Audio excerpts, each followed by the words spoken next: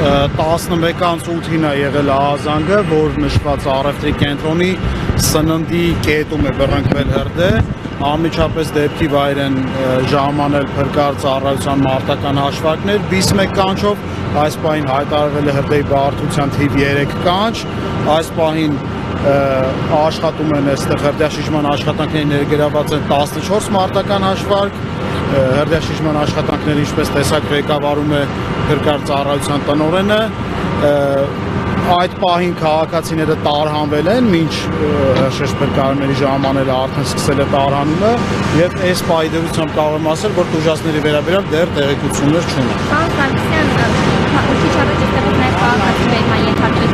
Վերման ենթարկելու հետ կապված ես հավելել ձեզ տեղեկություն կտրամադրեմ։ Պարոն Սարգսյան, KFC-ում է հրդեհը։ Նախնական տվյալներով ըստ ահազանգի հրդեհը բռնկվել է սննդի կետում։ Պատճառների մասին դեռ շատ վաղ է խոսել, այսպայն հրդեհաշիժման աշխատանքները շարունակվում են, ես այստեղ եմ պարբերաբար տեղեկատվություն կտրամադրում։ Մենք տեղեկություն ունենք, որ փրկարարներից երկրորդի իրենց օգնություն է ստացել շարունակել։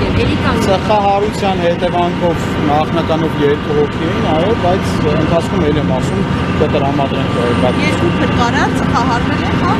Ծխահարության հետևանքով առաջին օգնություն է ստացել։ Այո։